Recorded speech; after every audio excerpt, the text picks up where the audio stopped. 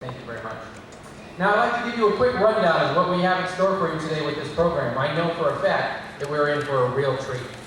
We're going to start things off today.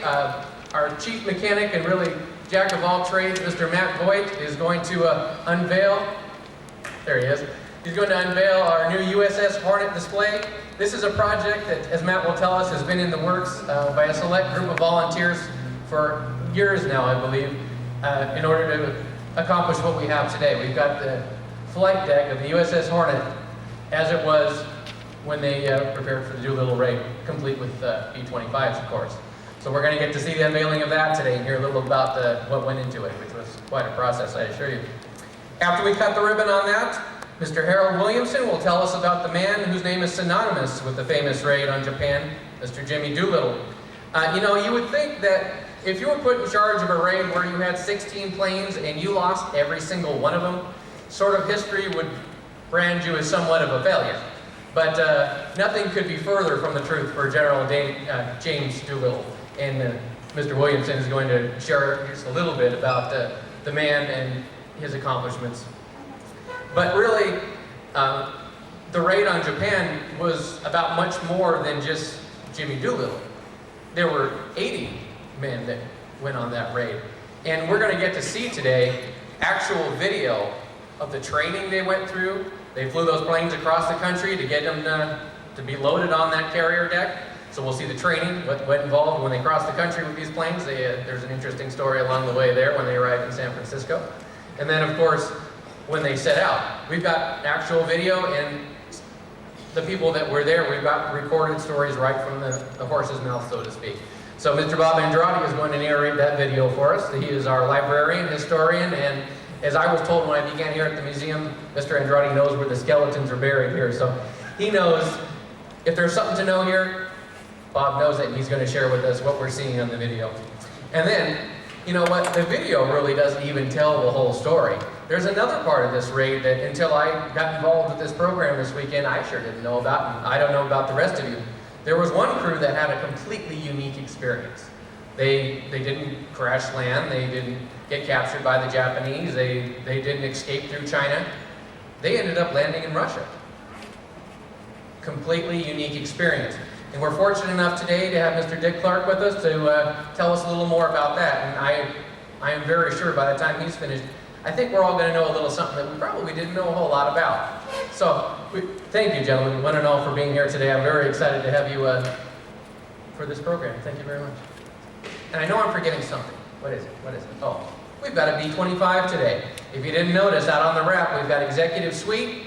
After the program today, we're going to roll open that hangar door over there. I ask you to join us on the ramp, and we'll get to listen to her take off and see her take off right from our ramp here. So I think that's quite a bit. I think it's going to be a wonderful program today. So without any more delay or any blathering from me, I'm going to go ahead and turn it over to Matt. Matt, will you go ahead and tell us a little bit about our new display? Can you hear me? All right, we're working, great.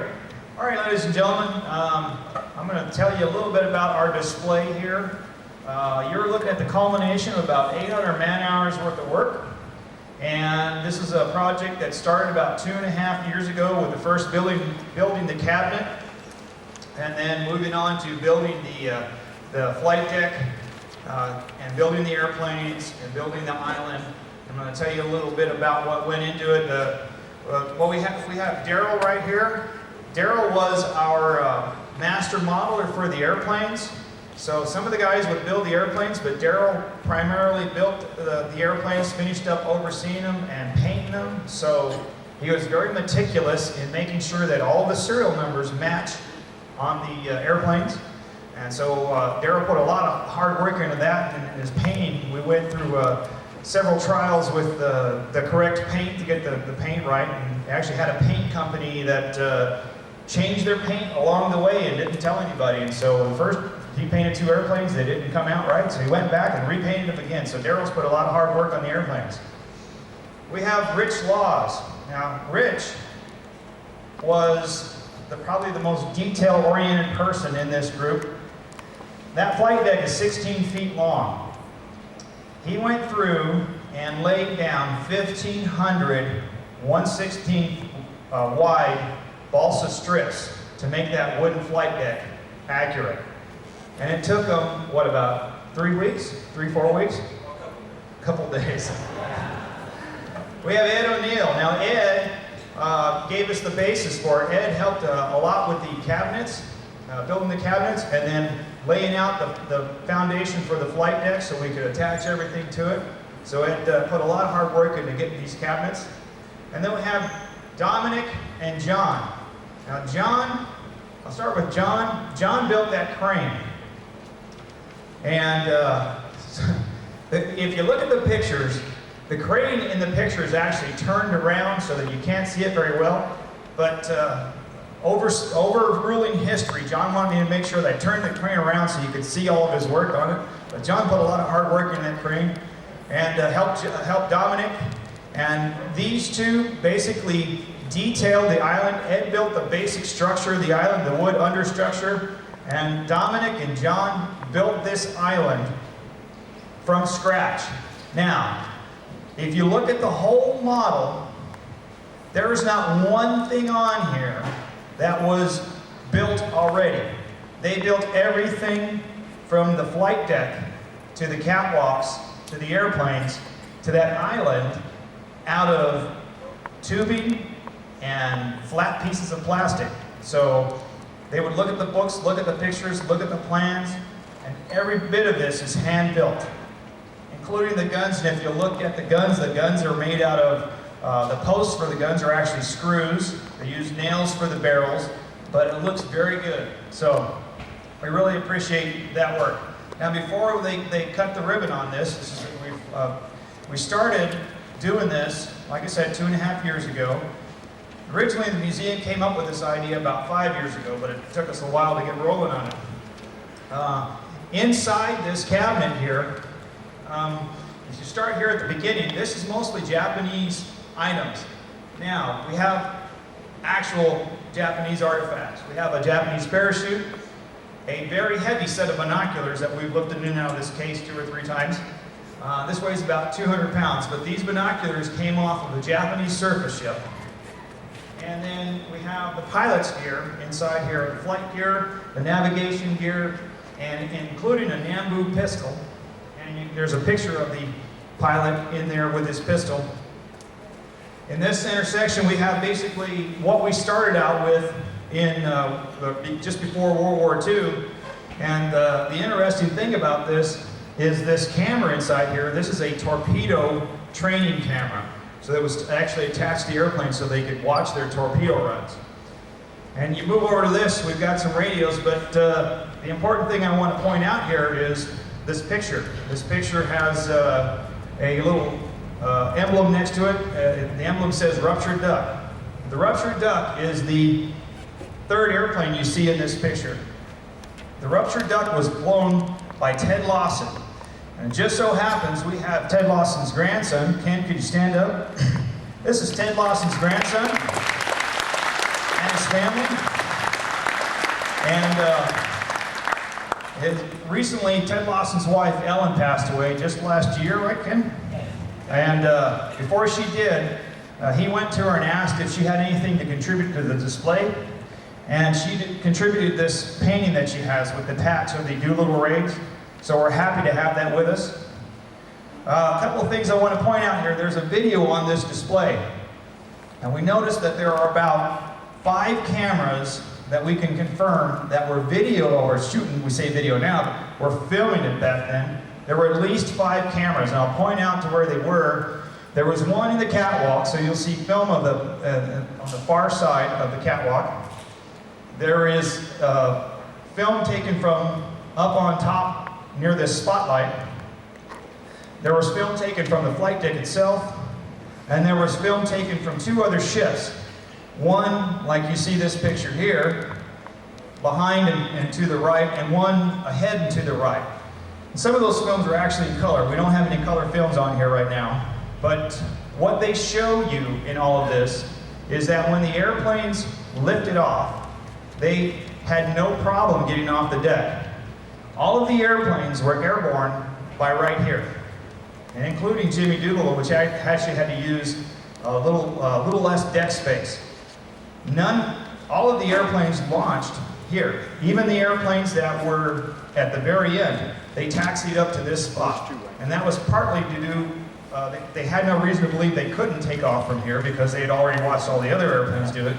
And the Navy was worried about the island, the airplanes clearing the island. So if you watch some of these films, you see that the airplanes, as they start, one particular airplane, as soon as he gets going, he veers to the left, and then straightens back out. So the Navy was concerned about that.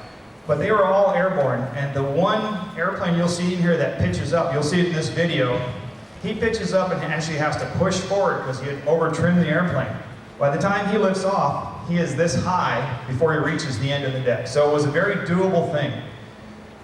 I don't want to talk any further. These guys have got a great program, but what I want right now is have the guys come up and cut the ribbon, and we'll open the display and take a look at it afterwards. It's a great display. They put a lot of hard work on it. Come on, gentlemen, come on up there and help.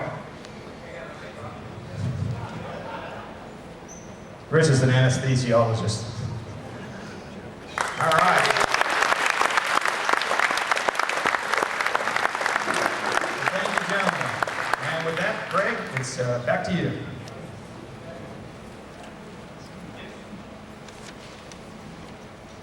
All right, thank you, Matt. Hey, don't forget to take a look at this. I know we've got a B-25 flying today, but don't forget to come back in and take a look at this before you leave. All right, Mr. Williamson, would you mind coming up? Thank you, sir.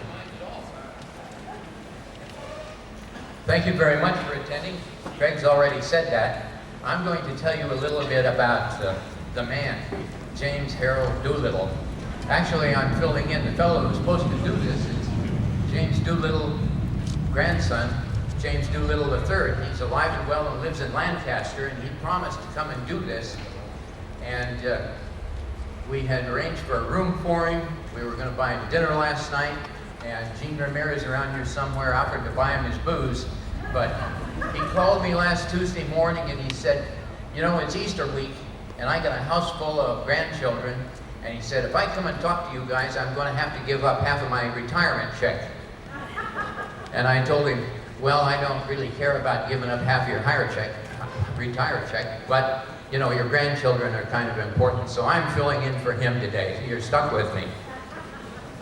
James Doolittle was born in Alameda in 1896, and right shortly thereafter he came and he attended Manual Arts High School in Los Angeles.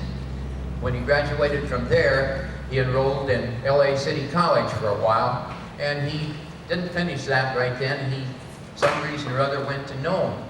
And while he was in Nome, he became a bit of a boxer of some renown. He was only 5 feet 5 inches tall, but he turned out to be a pretty tough cookie.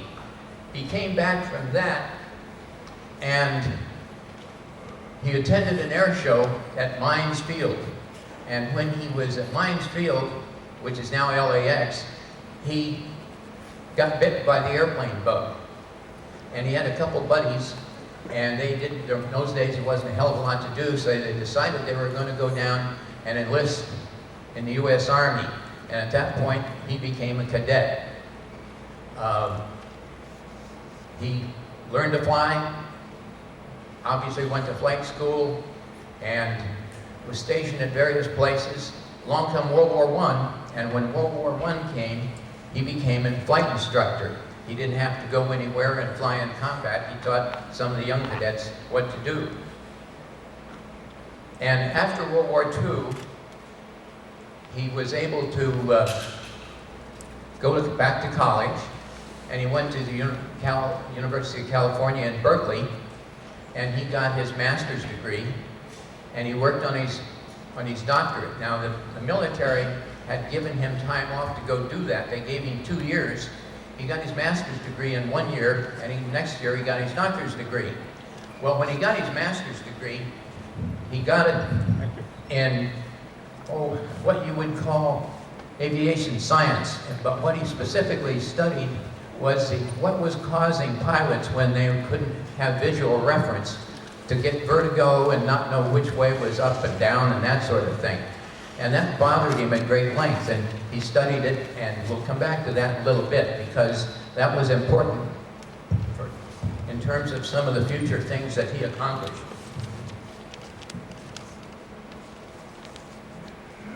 And one of the first things that he accomplished was, after he got his master's degree and his doctorate degree, if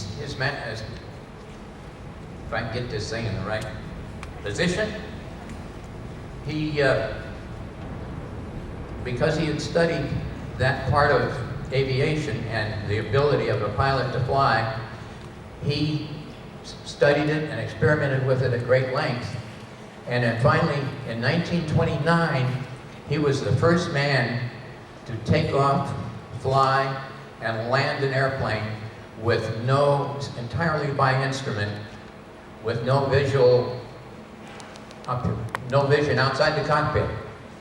And if he were here today, he would tell you that he feels that that was his most important accomplishment, because every airplane all over the world that flies IFR basically uses his system of instrument flight flying to scan the 5 prominent instruments and all that. It was a very important thing for him to develop, and like I say, it's been every one of you, if you get on an airliner or on an airplane and you fly in instrument conditions, you owe a little bit to James Harold Doolittle. After he did that, or in the meantime, he took up air racing, and he ended up winning the Bendix Trophy, he won the Thompson Trophy, he won the Schneider Trophy, and he was very active doing that. But one of the things that he said one day, he said, you know, I've never known of a race pilot that died of old age. And with that, he gave that up.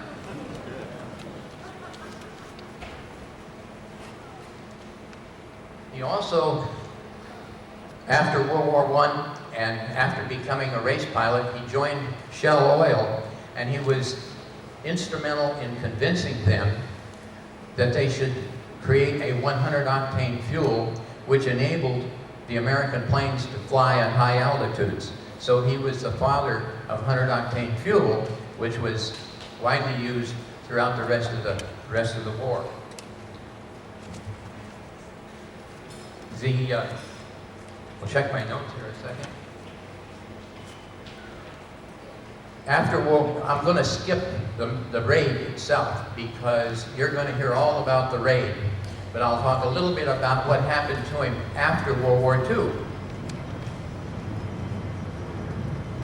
After World War II, he went back and he worked for Shell some more, and when he worked with Shell, he ended up on their board of directors, and he did a lot of work with aircraft and test work and that sort of thing.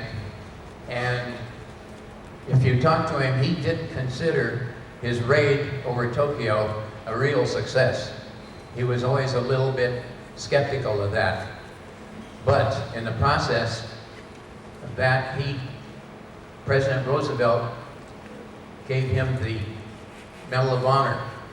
One of the other significant things, he was also granted a little later on the Presidential Medal of Freedom, which is the highest civilian award that you can get. So he's unique in the fact that he received both the military highest award and the civilian highest award, and nobody else has ever done that.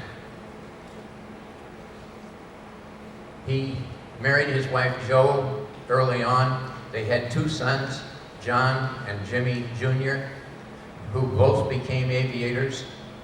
Jimmy III, who you heard me mention a little bit earlier, he became the vice commander of the Edwards Air Force Test Center. And as I mentioned, he's living up in Lancaster. We see him once in a while, have dinner with him, and maybe a beer or 2, but he's a very, very approachable and a neat fellow. I wish he were here today. And with that, I'm going to relinquish the mic to Bob Andrade, and he's going to tell you a little bit about the raid itself. Bob?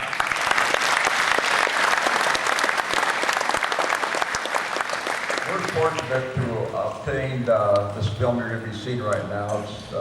It's probably one of the most interesting. It's not Hollywood and it's not documentary.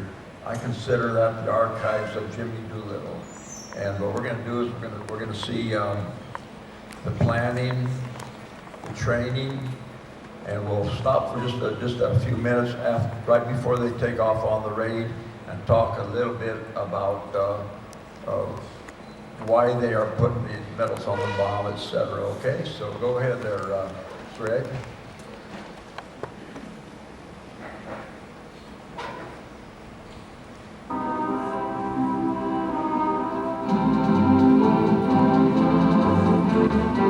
Since early January of 1942, President Roosevelt had advocated a bombing attack against the Japanese homeland to prick Japanese confidence and boost American morale, which had been hard hit by military disasters in the Pacific. The concept of taking Army bombers off a Navy carrier was conceived by Captain, later Admiral Lowe. And I was selected to train the crews, supervise the training of the crews, and to select the aircraft to be used in the mission. The B-25 seemed to be the best choice. When the idea was conceived, there was no assurance that a heavily laden bomber could take off from the short deck of a carrier. But on February 1st, 1942, off Norfolk, Lieutenant John E. Fitzgerald and Lieutenant James F. McCarthy each flew a strip B-25 into the air from the flight deck of the Hornet. It was decided to launch the bombers close enough to Japan to allow the pilots to fly on to safety in nearby countries. Vladivostok was only 600 miles from Tokyo, but the Russian government, which was not at war with Japan, refused American request for an airman's haven. That left General Claire Chennault's Chinese bases, which were more than 1,200 miles from Tokyo. The crews that made it to those rough-hewn airfields were to be absorbed into the newly formed 10th Air Force and to operate from that country against Japan. If the bombers were to have any chance of reaching the Chinese bases, they would have to be launched about 400 miles off the Japanese coast. The air crews were asked to volunteer for a dangerous mission that would be valuable to the war effort. More men volunteered than were needed. 24 crews were selected. Doolittle now had much to do and very little time to do it. The crews had to be selected and thoroughly trained in short takeoffs and low-level bombing runs. It just so happened that the people that were doing the signing knew me and sent me down to Eglin to train some Army Air Force pilots how to fly off an aircraft carrier. Seemed sort of odd to me that I'd be going down there and doing that. And the Navy told me that if I couldn't find out to use the name Doolittle, it was very hush-hush. And I told him what to do, and he got that B-25. Of course, it was a very light load. He got that B-25 off in about 70 miles an hour, and it looked like probably 300 feet. Right away I knew that they'd be able to do it. From that time on, we practiced the takeoffs progressively. A light load, then heavier, and finally the one that they would be carrying on the big day. Hank Miller had set out on the runway the distance of a carrier, and we were taken off of the runway with the weight that we would be taken off the carrier. By late March, the training was complete and time was getting short. If the target date of mid-April was to be met, the planes would have to be flown with their crews to California, and a naval task force formed to escort the raiders toward their destination. They flew at treetop level most of the way to California. On the flight to Alameda, one crew found it an irresistible temptation and flew under the Bay Bridge. It was a beautiful, clear day, middle of the afternoon. We flew the 10 or 15-minute flight over to Alameda. But on the approach to Alameda, here was this beautiful Bay Bridge. York looked at me, he was pilot, I was co-pilot, and he said, "Shall we?" And I said, "Sure, let's." So down we went under the bridge, did a big turn back over. Not a single word was ever said.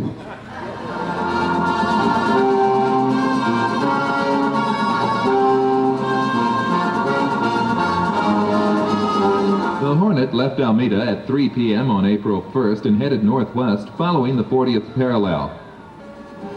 Halsey's force left Pearl Harbor on April 7th and rendezvoused with Michener on April 12th. With Halsey in overall command, the combined group, Task Force 16, then headed west toward the launch point, 400 miles off the Japanese mainland. Doolittle's plan called for a takeoff from the Hornet at 6 p.m. on April 19th. The landings were to be made in China no earlier than 4 a.m. the following day. Doolittle was to fly the first plane off the deck and would drop incendiaries over Tokyo to light the target for the rest of the bombers, which would take off about 3 hours later. Targets included the industrial areas of Tokyo, Yokohama, Nagoya, Osaka, Kobe, and Yokosuka Naval Base. The target decisions were not arrived at lightly. There would be only one opportunity to strike the enemy, and every bomb had to count.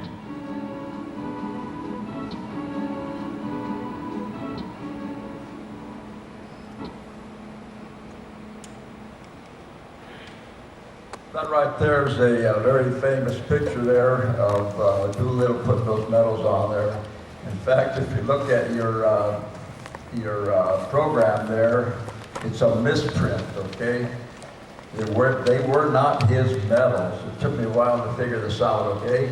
But what had happened was there was some 3 enlisted men that had been in Japan in 1908. And it was a big deal. The fleet was in Japan, so the Japanese gave these enlisted men medals to commemorate this big occasion. And so they went to Navy Secretary Frank Knox, and they said, we want we want to return these. Can we turn them via a 500-pound bomb? So at that point, they got hold of Mitcher, they got hold of Admiral King and General Marshall, and they got those medals aboard the USS Hornet. Now, Mitcher, the commander of the ship, he called Doolittle in and he says, you know what, we're going to have a ceremony today. He said, I want you to get the crews together and we're going to dedicate a 500-pound bomb with these medals to send to Japan, to give him back. Yeah. And then Jurica, which was the intelligence officer that was briefing him on the Japanese, he said, wait a minute, he says, I received a medal from them over there. So he took his medal, he put his medal on there too. So that's one scene, that's one of my favorite scenes, is all those medals. And then some of the other crewmen, they said, wait a minute, I got an idea. So they start writing things on the bomb.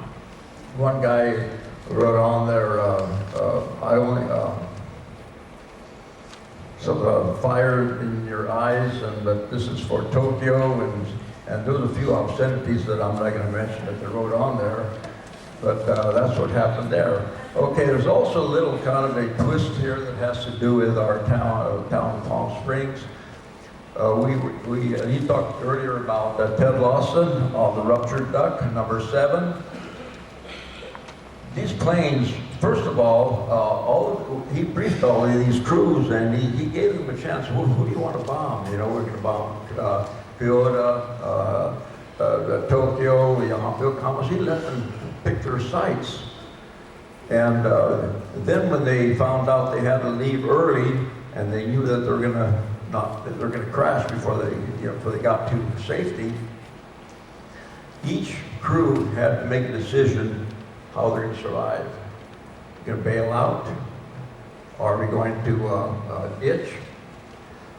It happened that Ted Lawson, it's raining, you can just picture this, the weather was bad, it was raining, they're running out of gas, and finally Ted Lawson, he told his crew, he says, I think we're going to get enough, we have enough power here, we have enough height there, we're going to bail out. As he said that, they lost it. completely dry. He went in and they crashed on the beach. Of course, he got his leg all mangled up. So from there on, evading the Japanese, he's there with his leg. And just for some reason, they ran across another plane with Doc White. Doc White was a physician, surgeon, and he wanted to go on this mission. So he went to gunnery school and became a gunner. Can you believe this doctor was there and Lawson was dying, and he amputated Lawson's leg in the field. And Doc White lived here in Palm Springs. I interviewed him before he died. And also, like I said, right here we have the family here of Lawson, and his daughter lives here also. So we have a little bit to that. Okay, what we're going to do now, we're going to complete the rest of it here and see the rest of this film. Okay, thank you.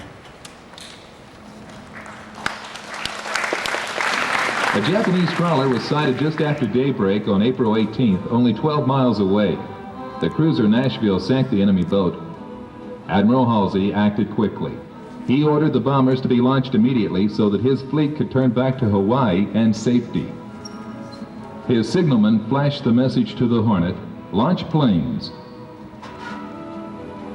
The ride across was quite rough, and we were north of Hawaii and joined the Enterprise and the vessels that were with that group and proceeded west.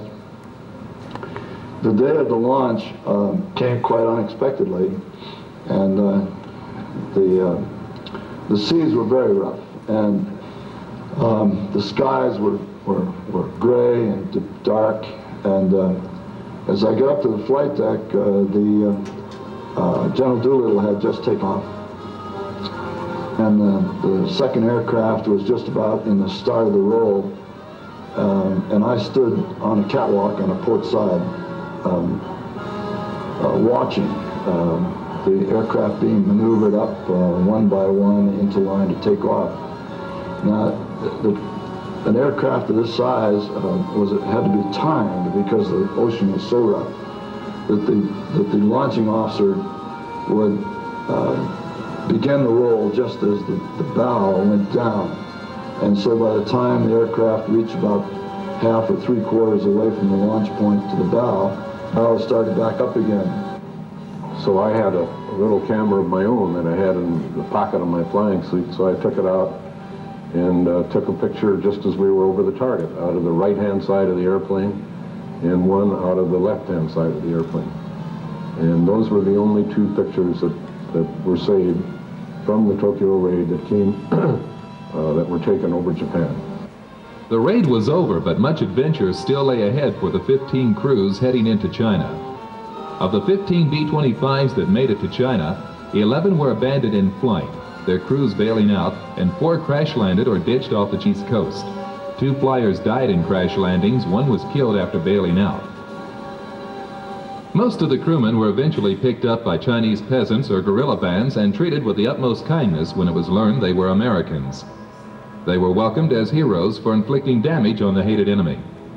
As the flyers were secreted through the countryside away from Japanese-occupied territory, they were regarded as a curiosity by the peasants, many of whom had never seen a white person before.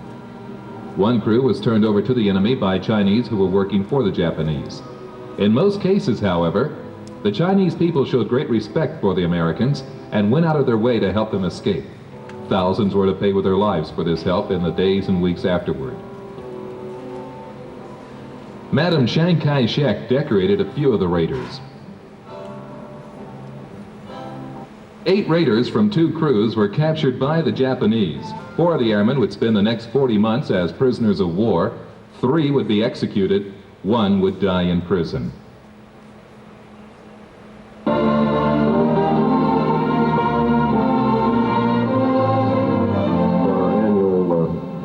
Get-together, our reunion, we have a closed session, a meeting, at which time we have some silver goblets that were presented to us by the fine folks in Tucson, Arizona. And these goblets are silver, as I said, and the raider's name is right side up on one side of the goblet, and then you turn the goblet around and it's upside down on the other side. Now, when a man dies, we turn his goblet over. So, of course, those people are not there to utilize the goblets, but we drink a toast in cognac to all the departed members annually at this closed session meeting. These goblets are on permanent display at the United States Air Force Academy at Colorado Springs, Colorado.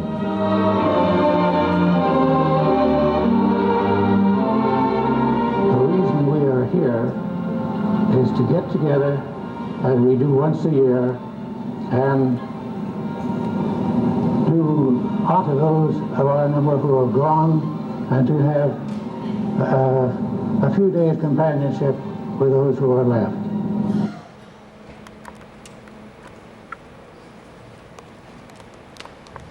There are 10 remaining Doolittle Raiders. We lost another a couple of months ago, so that makes 10. And that, up there they have the names of the crews and when they died. And right now you're in for a big surprise here. We're going to have right now the untold story, and I doubt it. Very few people here know about the story. And we're lucky enough to have Dick Clark will fill you in on this, I think, a great story. Dick Clark?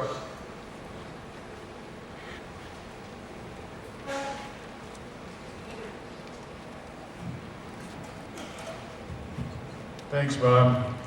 Yes, this is one of the incredible stories that come out of World War II. As you observed, the planes were all numbered by order of takeoff. Doolittle, number 1, and we talked about Ted Lawson. He was the 7th. Well, the plane to take off right behind Lawson, plane number 8, is the one we're going to talk about. And we're going to talk about the crew of 5 and the experiences they had when the Russians captured them. This is a little hard to read, but pilot was Edward York, co-pilot. Actually saw the co-pilot in the video, Bob Emmons. He was the one talking about is the takeoff? Flying under the bridge. Yeah, okay, yeah, flying, doing the short field. Flying under the Bay Bridge. Oh, right, he flew under the Oakland Bay Bridge, or it was, anyway. So he's a co-pilot. And navigator, Herndon, these were the 3 officers, and then there were 2 sergeants. Well, what happened, they ran low on fuel. So after they took off from the Hornet, these guys realized there was something wrong.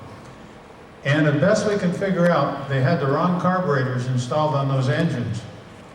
And so they're taking off from here, you got 400 miles.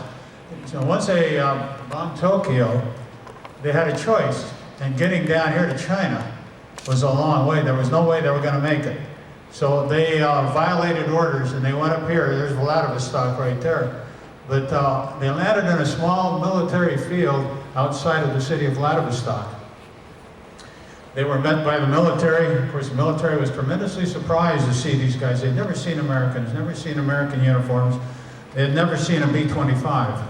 Now, under Lend-Lease, we were giving the Russians B-25s, but those were all over on the other end. They were over in Western Russia. So the military there in Eastern Russia had not seen any of this. It was a complete surprise.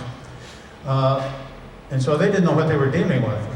And one thing they did figure out, that these guys weren't Germans, and so that was okay. So the military treated these guys pretty good there for a couple of days, and then when the official word kind of started reaching the higher-ups in Russia, they started making decisions about what are we going to do with these guys. We have a neutrality treaty with Japan, so we can't exactly help them. Because what these guys wanted to do, York and the crew wanted to do, is have the Russians refuel that B-25 and allow them to fly to China. Well, there was no way the Russians are going to permit that. Now, the Russians were never told, the Americans, about the decisions that were being made on the behalf of the Americans and how they were going to be handled. So the Americans were always frustrated throughout their whole stay in Russia because they never did get a straight story from the Russians. But it was clear that the Russians and the Americans probably cut a deal, probably within the first week of this crew landing in Russia, that the Russians would hold and turn these guys for a length of time and ultimately allow them to escape. So after a couple of days where they landed, they put them in a Russian C-47 knockoff, because the Russians copied a lot of our planes even then. But it was a Douglas DC-3 or C-47. And they flew them up to just a second, let me kick over to the next. This is the crew. You can't see it very well, but the tall guy, Emmons, is the guy you saw in the video. This is the B-25. This was a picture taken of that B-25 sitting on the grass next to the field where they landed in Russia. Now, how we ever came up with this picture, I don't know, but you can find anything on the internet if you look hard enough. So this will give you an idea of the travels these guys made, all at the expense of the Russians. This is the little field they landed on near Vladivostok.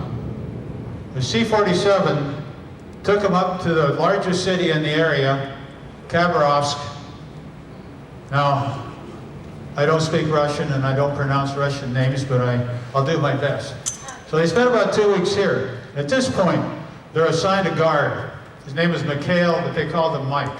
He was a major in the Russian army, but the reason he was assigned is he spoke English. The Doolittle Raiders didn't really like this guy very much, but it wasn't because he was guarding. It was just because of his attitude and the fact that he avoided every single question they asked him. When are we going to get out? Where are we going? The guy says, you'll know later. He never answered any questions. And this pretty well frustrated these guys, and you can kind of understand that. They wanted to know, well, what's our status? When will we get home? And these guys never knew. That question was never answered. So after a couple of weeks here, they put them on the Orient Express, and 21 days later, they travel all the way across Russia, and they end up just out of the city of Penza. And so this is their first internment of any length of time. They were there approximately 3 months. They were given a home to live in, but Mike was always with them, and there was always a couple of other guards. And then they supplied peasants to do the cooking, the cleaning, and so forth.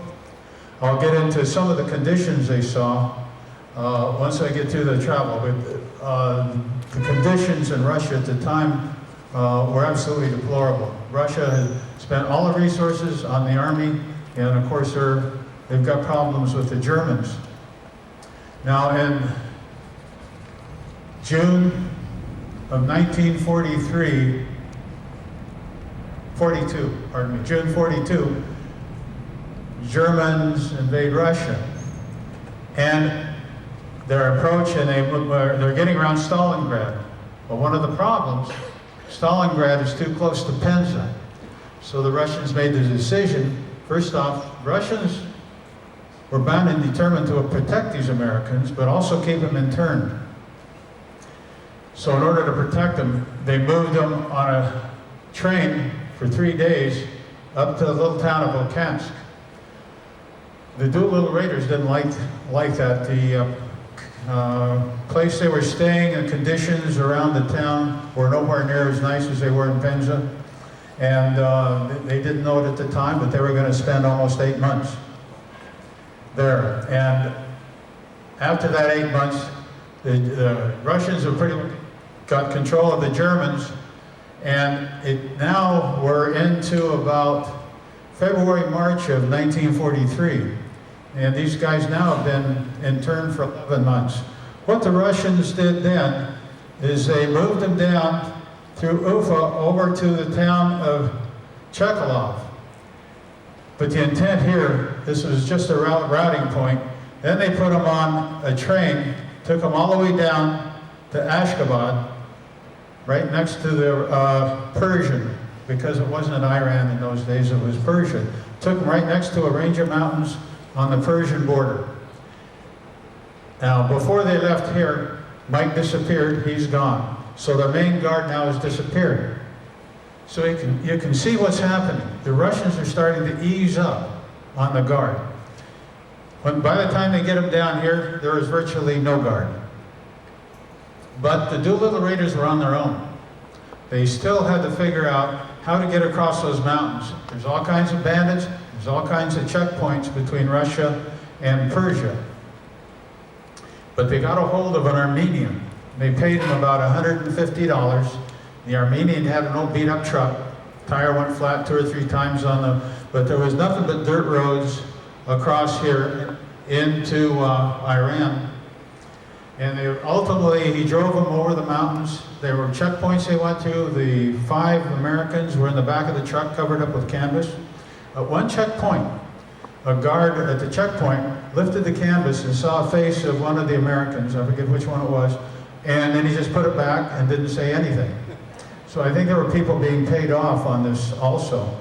But the Armenian drove them within 6 miles of Meshed, and then he just kicked them out and made them walk the last 6 miles. So the Americans walked the last 6 miles, they go to the British Embassy, and that's pretty well where the story ends in terms of the trip.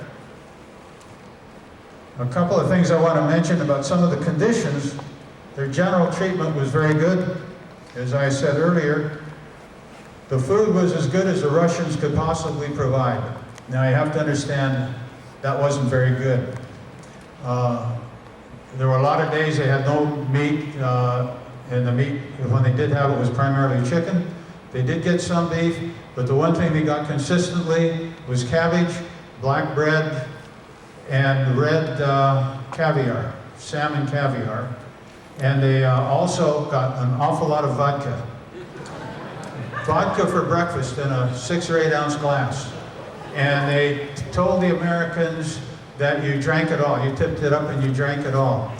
Well, what the Americans finally figured out, and I'm sure it's true, one of the things the Russians were trying to do is keep them high.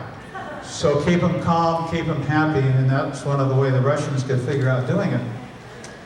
As the train is crossing Russia, of course it stopped at a lot of stations, picked up people and dropped people off, but they could look out the window and they saw the general condition of the people. They're in rags. The children are in rags. The children's stomachs are like you see in sub-Saharan Africa at times where they starve. They saw conditions like that wherever they went. The peasants were treated as if they didn't exist, and food and all items that might have, including clothing and shoes, because a lot of their feet were just wrapped with gunny sacks. Those all went to the military effort, and nothing was left for the peasants. In every home that they stayed in, and most of the hotels, the bathroom was nothing but a hole in the floor. You opened the door, you walked in, there's a hole in the floor, so it was an outhouse inside.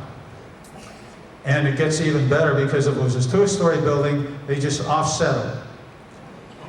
Those were the conditions these guys found in Russia, and the American Embassy did pay 3 visits to these guys during their stay, and they gave them magazines, Life magazine, Look magazine, and these guys appreciated it, and they tried to communicate to the Russians that were either serving them or guarding them what conditions were like in America, because they're looking at these pictures and they say, well, that's the way it is all over America. They absolutely were not believed.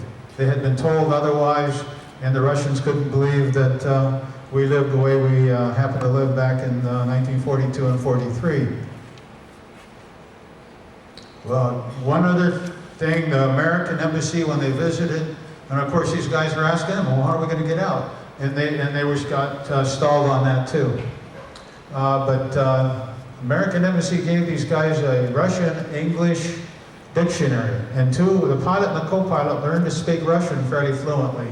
They learned from the guards, particularly though, they learned from the kitchen servants, the peasants who were there serving them.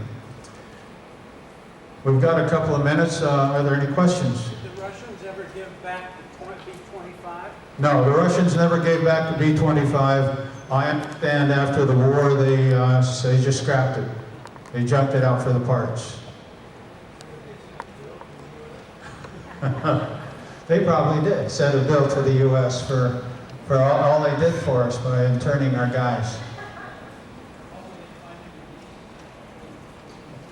Any other questions over here?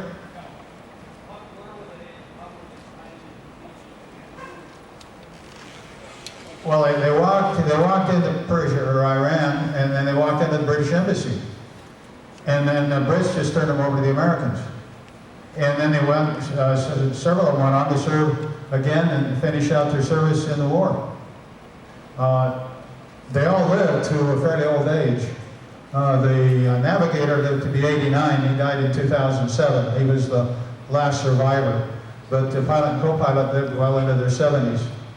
So considering, there was a point during their stay, these guys were complaining to Mike, the Russian guard, about the food, whatever, and the fact that nobody would tell them when they were going to get out of Russia. And he says, Mike responded, you guys are really lucky. You don't know how lucky you are. Well, Mike was telling the truth. These guys really were lucky. As bad as their conditions were, they didn't crash land in China, and they didn't have to go through that. It was the only B-25 actually landed on an airstrip. And these guys were actually out of danger for 13 months, even though they probably would have preferred to have been in combat. But they were actually pretty lucky. I got a question back here. Way back here.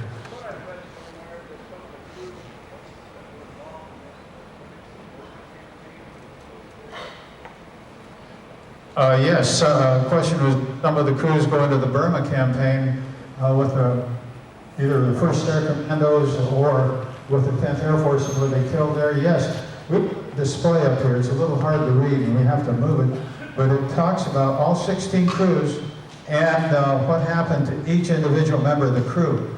It's that square blue thing just under the Japanese dive bomber.